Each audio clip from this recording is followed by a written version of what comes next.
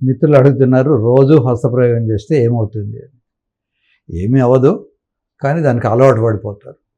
ఏదైనా ఒక విషయాన్ని ఫ్రీక్వెంట్గా చేస్తూ నంబర్ ఆఫ్ టైమ్స్ చేస్తూ ఉంటే దానికి అడిక్ట్ అయిపోతారు. సో అలా ఎడిక్షన్ వచ్చినప్పుడు మిగతావి మీ పనులన్నీ డిస్టర్బ్ అయిపోతాయి.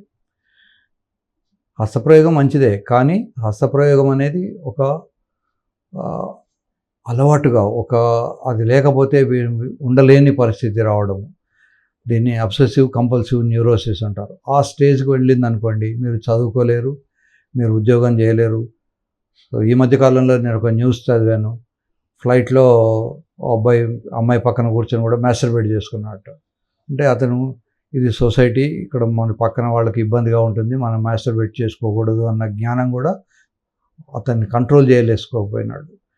సో అలా కాకుండా దాన్ని కంపల్సివ్ న్యూరోసిస్ అంటారు. కంపల్షన్ లేకుండా మీరు ఫ్రైగా అప్పుడో ఇప్పుడో హస్తప్రయోగం చేసుకోండి, తప్పులేదు. చాలామంది హస్తప్రయోగం చేసుకుంటారు కూడా.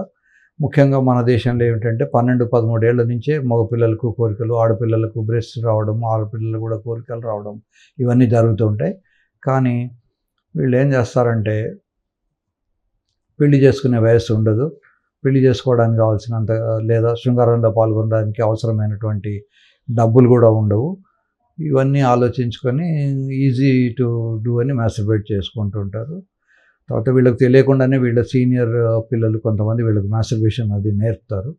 మాస్టర్బేషన్ యాజ్ సచ్ తప్పు కాదు, కానీ మాస్టర్బేషన్ అనేది ఒక కంపల్షన్ అయిపోయి మీరు మీ చదువుని, మీ ఉద్యోగాలని చేసుకోలేని పరిస్థితి రావడం మాత్రం అది వ్యాధి కింద లెక్క. మాస్టర్బేషన్ అనేది ఒక చిన్న ఎగ్జాంపుల్ చెప్తాను. దూడ చనిపోతే వాడు చనిపోయిన దూడ శరీరంలోకి కొంత గడ్డి పెట్టి దాన్ని ఒక బొమ్మలాగా చేసి పాలు పెడతాడు.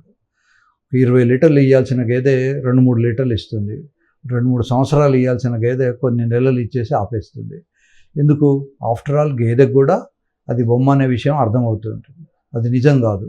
సో నిజంగాని విషయాలు ఏవి కూడా ఎక్కువ ఫలితాన్ని ఇవ్వలేవు. జీవితంలో కూడా అంతే, నిజమైనవి మాత్రమే ఉంటాయి. విర్చువల్గా ఏదో ఊహించుకొని చేసే విషయాలు మరీ మొదట్లో కొంత ఎక్సైటింగ్గా ఉన్న తర్వాత ఫ్రస్ట్రేషను, బోర్ కొడుతుంది, ఏముందిలే అనిపించడము, ఇట్లాంటివి అన్నీ జరుగుతుంటాయి. సో హస్తప్రయోగం రెగ్యులర్గా రోజు చేసుకోవడం మంచిది కాదు, అప్పుడప్పుడు చేసుకోండి. ఒక్కోసారి నా దగ్గరికి ఎల్డర్లీ పీపుల్ వస్తారు. ఈసారి 82 ఏళ్ళు, భార్య చనిపోయింది, 6 months అయింది, నాకు ఏదో ఇబ్బందిగా ఉంటుంది. అట్లాంటి వాళ్ళకు మళ్ళీ పెళ్లి చేసుకునే అవకాశాలు ఉండవు.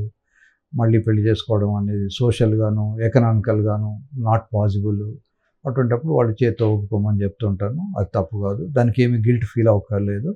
శరీరంలో కాళ్ళు, చేతులు, ముక్కు, కళ్ళు, నోరు ఎలా ఉంటుందో జననాంగం కూడా ఒక రకమైనటువంటి మన అంగమే. దానికి పని లేకుండా పోయినప్పుడు అది ష్రింక్ అవ్వడము, చిన్నగా అవ్వడము, తర్వాత అందులోంచి ఫ్లూయిడ్ రాకపోతే ఒక అనీజీనెస్ ఉంటుంది. యూజువల్గా వయసు వచ్చిన తర్వాత ఇజాక్యులేషన్ తగ్గిపోతూ ఉంటుంది. ఎలాగైతే అమ్మాయిలకు మెన్స్ట్రువల్ సైకిల్ ఆగిపోతుందో దాన్ని మెనోపాజ్ అంటాం. 40-45 years అప్పటి నుంచి అమ్మాయిలకు మంత్లీ ఆగిపోతుంటుంది. అబ్బాయిలు కూడా లోపల సీక్రెషన్స్ అవి తగ్గిపోతుంటాయి. మొదట్లో అదొక ముక్కు చిమిడిలాగా జెల్ లాగా తెల్లగా, శుక్రం అంటేనే వైట్ అని అర్థం. ఈ శుక్రకణాలు అంటారు స్పర్మ్స్ని సంస్కృతంలో. సో ఈ శుక్రం అనేది మొదట్లో వస్తుంటుంది. తర్వాత వయసు పెరిగిన కొద్దీ అది వాటరీ అవుతుంది, తర్వాత డ్రాప్స్ అవుతుంది, తర్వాత డ్రాప్స్ కూడా రావు. కానీ వాళ్ళకు లోపల సెమినల్ వెసికల్స్ అని పెల్విస్లో ఒక రకమైన పోర్షన్ ఉంటుంది. ఈ టెస్టికల్ సీక్రెషన్స్ కొన్ని అక్కడ ఉండి అక్కడ మెచ్యూర్ అయ్యి బయటికి వస్తాయి స్పర్మ్స్. బట్ ఆ సెమినల్ వెసికల్స్ బాగా స్వెల్ అయినప్పుడు ఒక రకమైన కంజెస్టివ్ ఫీలింగ్ ఉంటుంది. కనుక అప్పుడప్పుడు మాస్టర్బేట్ చేసుకోవడం మంచిదే. మాస్టర్బేట్ చేసుకోలేని వాళ్ళు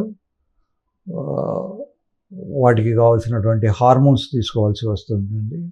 సో హార్మోన్స్ తీసుకున్నప్పుడు దాని సైడ్ ఎఫెక్ట్స్ కూడా ఉంటాయి. ఫర్ ఎగ్జాంపుల్ టెస్టోస్టెరాన్ అనే హార్మోన్ సపరేట్ చేసినప్పుడు ఈ కంజెస్టివ్ ఫీలింగ్ తగ్గిపోవచ్చు. కానీ టెస్టోస్టెరాన్ అనే హార్మోన్ తగ్గిపోయినప్పుడు ఎముకలలో ఉన్నటువంటి కాల్షియం కూడా వెళ్ళిపోయి వాళ్ళకు ఫ్రాక్చర్స్ వగైరా అవుతుంటాయి. కనుక హార్మోన్స్ను అంత ఈజీగా కనిపించిన ప్రతి పేషెంట్కు హార్మోన్స్ మనం పెట్టుకోకూడదు, హార్మోన్స్ని డిస్టర్బ్ చేయకూడదు. ఈ హార్మోన్స్ ఎస్పెషల్లీ టెస్టోస్టెరాన్ అనేది డయర్నల్ వేరియేషన్ అంటాం.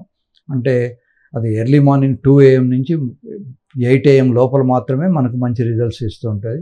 కనుక హార్మోన్ టెస్ట్, టెస్టోస్టెరాన్ టెస్ట్ ఏదో టైంకు పేషెంట్ వచ్చిన టైంకు చూసి చేయించొద్దు. ఎర్లీ మార్నింగ్ టెస్ట్ చేయించుకోండి. Before 6 o'clock, around 6 o'clock is the best time.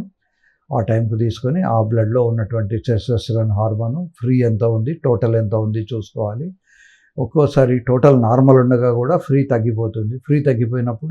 Free testosterone తగ్గిపోయినప్పుడు మంచి మస్కులర్ మ్యాను, బాగా ఎక్సర్సైజ్ చేసి రెజిలియంట్ చేసిన అతను కూడా శృంగారంలో పాల్గొనడానికి ఇబ్బందులు ఉండొచ్చు. కానీ ప్రతి వ్యక్తికి టెస్టోస్టెరాన్ డెఫిషియన్సీ ఉండదు. కనుక శృంగారంలో ఇబ్బందులు ఉన్నాయి అనగానే టెస్టోస్టెరాన్ ఇంజెక్షన్ రాయకూడదు. నిజంగా టెస్టోస్టెరాన్ తగ్గిపోయిందా, ఈ టెస్టోస్టెరాన్ మనం హెచ్సిజీ అనే ఇంజెక్షన్ ఇస్తే పెరుగుతుందా, డైరెక్ట్ టెస్టోస్టెరాన్ ఇస్తే కొన్ని డిసడ్వాంటేజెస్ ఉంటాయి. ఈ సస్టన్ అని ఇట్లాంటి కొన్ని ఇంజెక్షన్స్ ఉండేవి. ఈ సస్టనాన్ ఇంజెక్షన్స్ తోటి ఏమిటి అంటే బాడీలో తయారయ్యే టెస్టోస్టెరాన్ సప్రెస్ అయ్యే అవకాశం ఉంటుంది. కనుక డైరెక్ట్గా ఎప్పుడు కూడా టెస్టోస్టెరాన్ ఇవ్వకూడదు. సో మాస్టర్బేషన్ మంచిదే. మాస్టర్బేషన్ అనేది ఒక కంపల్సివ్ డిజార్డర్ వచ్చినప్పుడు మాత్రం చెడ్డది, దాన్ని చేయకూడదు.